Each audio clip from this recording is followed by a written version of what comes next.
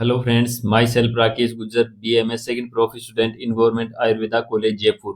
तो मैं आज बात करने वाला हूँ कि how to manage double A triple C and state stay vacancy round. तो आपको पता है कि दोनों के राउंड्स है ना, स्टे वैकेंसी के, ऑल इंडिया के और राजस्थान के, जो ऑलमोस्ट पैरेलल से होते हैं कि पहले आपका ऑल इंडिया का स्टे वैकेंसी का फर्स्ट राउंड होगा, उसके जस्ट एक दो दिन ही बाद ही आपका जो राजस्थान का है वो स्टे वैकेंसी का फर्स्ट राउंड है स्टार्ट हो जाएगा। तो इसकी डेट अप्रोक्स है वो 6-7 तारीख तक है, वो आपका शेड्यूल है वो स्टार्ट हो जाएगा। तो इसमें मैनेज करने में बहुत ज़्यादा, क्योंकि इनके रूल्स भी बहुत कॉम्प्लिकेटेड है और इनके रूल्स के बारे में कोई भी बात नहीं करता है, बताता भी नहीं है आपको, और आपको बहुत ज़्यादा प्रॉब्लम भी हो सकती है। तो ये वीडियो आप लास्ट तक है वो ज़रूर देखें। चैनल पर पहली बार आए हैं तो चैनल को सब्सक्राइब जरूर कर लीजिएगा। तो जो भी इसकी एलिजिबिलिटी क्राइटेरिया है और जो भी इनके रूल्स हैं वो आप मैं कंप्लीट आपको बताने वाला हूँ कंप्लीट डिटेल्स में, तो बने रहेगा वीडियो के लास्ट तक। और मैं आपको बता देता हूँ कि अगर आपके कोई भी प्रॉब्लम आ रही है आइस काउंसलिंग में, तो ये दो प्लान है मैंने लॉन्च कर रखे हैं, तो वो आप जा करके चेक कर सकते हैं। डिस्क्रिप्शन में लिंक मिल जाएगी या डायरेक्ट व्हाट्सएप पे मैसेज कर सकते हैं। तो यहाँ पे अगर आपको पेड चाहिए ही, क्योंकि इसमें सब कुछ गाइडेंस आपको कंप्लीट दिया जाएगा, आपको डिसीजन लेने में प्रॉब्लम आ रही है, कोई रूल्स में प्रॉब्लम आ रही है, उससे रिलेटेड आप पूछ सकते हैं। तो डायरेक्ट, अन्यथा डायरेक्ट में रिप्लाई नहीं दे पाऊंगा, बहुत सारे मैसेज आते रहते हैं, बट अगर आपको जेन्युइनली आपको करना है अगर ज्वाइन, तो आप ज्वाइन कर सकते हैं, डायरेक्ट पेमेंट कर सकते हैं, व्हाट्सएप है वहाँ आप हाई मैसेज कर सकते हैं, वहाँ आपको मिल जाएगा। तो ये स्कैनर दे रखा है, अगर आप बाई चांस डायरेक्ट पेमेंट करके व्हाट्सएप पे आ सकते हैं तो आपको जैसे मेरे को टाइम मिलेगा मैं आपको कॉल कर लूँगा। अब इसके बाद मैं डायरेक्ट बात करता हूँ कि जो ऑल इंडिया की जो भी कंप्लीट रूल्स हैं वो बताता हूँ। तो मैं अब बात करने वाला हूँ स्टे वैकेंसी के जो कंप्लीट रूल्स हैं, तो वो क्या क्या रूल्स हैं उनके बारे में आपको मैं कंप्लीट में डिटेल्स में बताने वाला हूँ। तो उसमें आज, इससे पहले मैं आपको how to manage W triple C और स्टेट काउंसलिंग, तो मैं मेनली राजस्थान की बात करने वाला हूँ। तो आपको पता है कि जो स्टे वैकेंसी का है वो ऑल इंडिया का है, वो 3 तारीख से आज चॉइस फिलिंग थी तो शायद स्टार्ट हो गई होगी। तो वो स्टार्ट होती है तो उसमें आप सबसे पहले वहाँ फिर ऐसे मैनेज आपको दोनों को ऐसे करना है कि आपको अगर बाई चांस मिलने की चांस नहीं कि कॉलेज भी मिलेगी या नहीं मिलेगी, तब तो आप दोनों में पार्टिसिपेट कर सकते हैं, क्योंकि रिस्क है दोनों जगह ही। तो आप वहाँ आप अच्छे से कॉलेज फिल कर सकते हैं, बट वहाँ मस्ट ज्वाइन है, आपको वहाँ मिल गई तो लेना ही पड़ेगा, आपके पास कोई ऑप्शन नहीं है, नहीं आप छोड़ सकते हो वो सीट। तो आपको क्या करना है कि ऑल इंडिया में आपको फर्स्ट राउंड में सीट फिल करना है।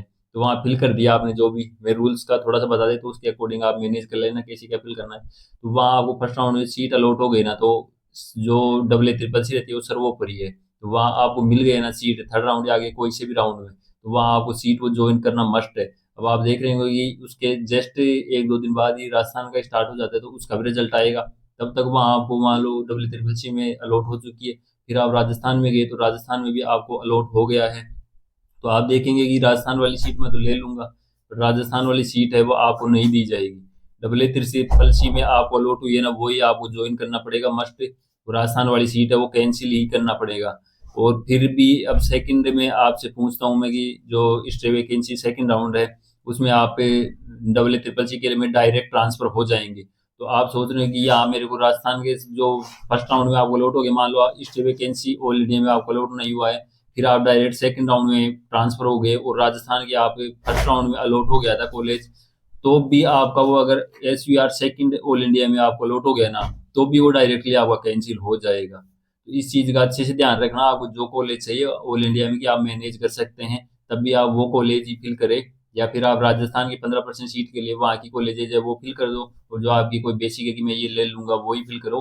पर अदरवाइज आपको जो भी मिल गई कि जहाँ मिल गई ना, कि अब आपको बाहर की कॉलेज फिल कर दी, बाहर मिल गई, आपको यहाँ राजस्थान में मिलने के बाद भी वो सीट छोड़नी पड़ेगी। अगर आपको डबल ट्रिपल सी में MP UP में भी मिल गई, आप वहाँ फिल कर दिए कि डबल ट्रिपल सी में, और राजस्थान में आपको जो बेसिक कॉलेज यहाँ की मिल गई कोई भी, तो भी आपको छोड़ना ही पड़ेगा अगर डबल ट्रिपल सी में सेकंड राउंड में भी लौट हो गई तो। एक चीज गई है कि SVR फर्स्ट से सेकंड में आपको न तो कैंसिल, आपको अगर राजस्थान की फर्स्ट राउंड में लौट भी हो गई ना, और आपको ऑल इंडिया के SVR 1 में अलॉट नहीं हुई है, तो वो ऑटो अपने आप ही है ना वो SVR सेकंड में ट्रांसफर हो जाती है। तो वहाँ आपको पास न तो उसको क्लोज करने का ऑप्शन रहता है कि मैं क्लोज कर दूं सेकंड में, अब वो आपकी जो पहले चॉइस फिल की हुई थी ना वही आपकी है वो ट्रांसफर हो जाएगी। तो उससे क्या होगा कि वो ट्रांसफर होगी, तो अगर बाई चांस SVR सेकंड में अलॉट हो गया तो अब तुम्हारी जो राजस्थान के फर्स्ट राउंड में सीट मिली हुई थी ना वो भी डायरेक्टली कैंसिल हो जाएगी। या फिर SVR सेकंड में भी आपको अलॉट होती है ना, मान लो कि जैसे SVR सेकंड का रिजल्ट आया, उसके बाद SVR सेकंड राजस्थान का रिजल्ट आया, राजस्थान में लौट होती है और ऑल इंडिया में वो लौट हो जाती है, तो भी आपको ऑल इंडिया ज्वाइन करना पड़ेगा। तो तो इस चीज़ का ध्यान रखना, आपको अच्छे से फिल करना है ना, तब आपको जो ऑल इंडिया की सीट्स हैं उनमें भी आपको उसके अकॉर्डिंग मैनेज करना है कि हमारे को कौन सी सीट लेनी है या ले सकते हैं हम, उसी के अकॉर्डिंग फिल करना है। बट इन ये रूल है ना बहुत ही ज़्यादा मतलब पेनफुल सा ये एक तरीके से, और अच्छे से बनाया नहीं गया है। आप सेकंड राउंड में जाने से भी रोक नहीं सकते हो, तो आपको उसके अकॉर्डिंग है वो अच्छे से ही फिल करना है। हम इनके जो एलिजिबिलिटी क्राइटेरिया बेसिक रूल्स है, जो मेन रूल था ना जिस पे मैंने फोकस करना था, इसी पे वीडियो बनाया है मैंने, क्योंकि इससे रिलेटेड मेरे पास बहुत सारे क्वेश्चंस आ रहे थे जो मैं आशा करता हूँ अच्छे से समझ आ गया होगा आपके। अब इसमें जो डबल ट्रिपल सी है, इसमें आपको जो कंप्लीट है वो बता रखा है कि पहले ऐसा था कि ये जो डीम्ड यूनिवर्सिटी है ना, तो उनकी थर्ड राउंड होता था, उसके बाद आपकी जो सीट्स रहती थी ना, वो कॉलेज ही फिल करता था। डीम्ड यूनिवर्सिटी जो खुद है ना, वो खुद से ऑफलाइन टाइप में फिल करता था। बट अब है ना, डीम्ड यूनिवर्सिटी की काउंसलिंग की जो सीटें इस वैकेंसी में रहेगी वो ऑनलाइन ही फिल होगी डबल ट्रिपल सी के थ्रू ही, वो यहाँ बताया गया है। अब इसमें आप देर एलिजिबिलिटी क्राइटेरिया है, तो आपको पता ही है कि फर्स्ट सेकंड थर्ड राउंड का कोई भी कैंडिडेट है ना, वो एलिजिबल है अगर उसको अभी तक कॉलेज अलॉट नहीं हुआ है। क्योंकि अलॉट हो गया है तो वो तो इनएलिजिबल हो लिस्ट में आ गया होगा, तो वो तो पार्टिसिपेट कर नहीं सकता। तो उसमें देखा कैंडिडेट हुआ not been admitted to any state, कहीं पे भी उसने एडमिशन नहीं ले रखा है। स्टेट में भी ले रखा है ना, क्योंकि थर्ड राउंड हो चुके हैं सबके, तो थर्ड राउंड तक किसी ने स्टेट में ले रखा है या डब्ल्यू ट्रिपल सी में ले रखा है, तो वो यहाँ एलिजिबल नहीं है। Candidate have not registered in the WCUG counseling and have not been admitted any state UT counseling are eligible to participate after registration on the WCUG portal। अभी तक किसी भी जगह उसने अगर रजिस्ट्रेशन नहीं करा रखा है तो वो भी अब फ्रेश रजिस्ट्रेशन कर सकता है। Round one non joint candidate availed free exit, जिन्होंने फर्स्ट राउंड फ्री एग्जिट कर लिया था वो भी यहाँ एलिजिबल है। और राउंड टू का जब रिजल्ट आया था ना, तो रिजल्ट की फाइनल डेट थी, उससे पहले अगर किसी ने फ्री एग्जिट कर लिया है राउंड टू से पहले, तो वो भी यहाँ एलिजिबल है।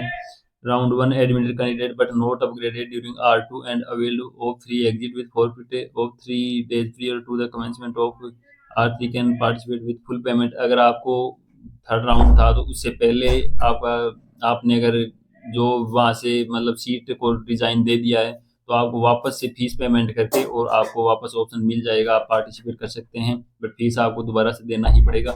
Round two non joint candidate who avail of free exit with forfeit of counselling fees can participate with full payment off. तो यही है कि दो सेकंड राउंड में भी आपने अगर बाद में फिर, क्योंकि सेकंड राउंड से पहले आप कर देते हैं तो आपकी सिक्योरिटी मनी फॉरफिट नहीं होती, बट सेकंड राउंड के रिजल्ट के बाद आप करें फॉरफिट हो जाएगी, बट आप पार्टिसिपेट कर सकते हैं। राउंड टू एडमिटेड या upgraded candidate who avail of free exit with for of counselling 3 days, 3 दिन पहले आप अगर पार्टिसिपेट करते हैं थर्ड राउंड के भी रिजल्ट के प्रारंभ मतलब राउंड के प्रारंभ होने से पहले, तब भी आप यहाँ पार्टिसिपेट कर सकते हैं। पर अगर थर्ड राउंड हो गया और आपको कॉलेज अलॉट हो गई, तब उसके बाद आप ने सीट छोड़ दी, वो इनएलिजिबल है यहाँ। देखिए यहाँ R1 R2 यहाँ ऐसा है कि सारे कैंडिडेट वो इनएलिजिबल है जिनका इनएलिजिबल लिस्ट में नाम आ गया है, और कौन किस किस का नाम आया है, तो उसमें सभी वो कैंडिडेट हैं जो R1 R2 R3 all India में कहीं पे भी अलॉट हो गया है कॉलेज, और उसने छोड़ दिया है ज्वाइन के लिए कुछ भी हो, वो कैंडिडेट अब यहाँ पार्टिसिपेट नहीं कर सकते हैं। मैंने वो बता दिया, ऊपर वाले रूल अलग बता दिए कि जो फॉरफिट ऑफ केयर वो फर्स्ट सेकंड राउंड में अगर अलॉट हुई है तो जो उन कंडीशन को फुलफिल कर रहा है वो कैंडिडेट आ सकते हैं, और थर्ड राउंड का तो कोई भी कैंडिडेट नहीं आ सकता है अगर उनको कॉलेज अलॉट हो गई थी, तो वो भले लिया भले छोड़ दिया। अब ये कंप्लीट हो गई, एलिजिबिलिटी क्राइटेरिया हो गया। इसमें बेसिक और दे रखे हैं कि फर्स्ट जो SVR1 होता है, इसमें क्या क्या रूल्स रहते हैं। फर्स्ट में आप रजिस्ट्रेशन चॉइस फिलिंग अवेलेबल रहती है, allotment of seat based on merit list पे हो गई, publication of first result, physical reporting allotted institute, वो ही हो गया। SVR में आप फ्रेश रजिस्ट्रेशन कर सकते हैं। SVR2 है वो डायरेक्ट ट्रांसफर होता है, इसमें no fresh registration no choice filling कुछ भी आप नहीं कर सकते हो, तो डायरेक्ट आपका ये ट्रांसफर हो जाएगा। फर्स्ट टू सेकंड में आप कुछ भी नहीं कर सकते, नहीं इसको आप बीच में रोक सकते हैं।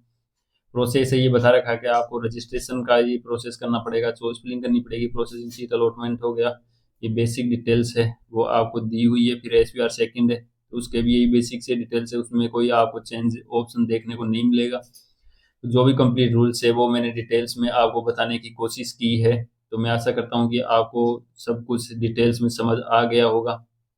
फिर भी आपको डाउट है तो कमेंट सेक्शन में आप पूछ सकते हैं, और डिस्क्रिप्शन में टेलीग्राम और व्हाट्सएप चैनल की लिंक है, तो वो आप ज्वाइन कर लीजिएगा ताकि आप कोई भी इंफॉर्मेशन मिस न करें। मिलते हैं किसी नेक्स्ट इंफॉर्मेटिव वीडियो के साथ, तब तक के लिए जय हिंद और जय भारत। सब्सक्राइब जरूर कर लीजिएगा। Thank you.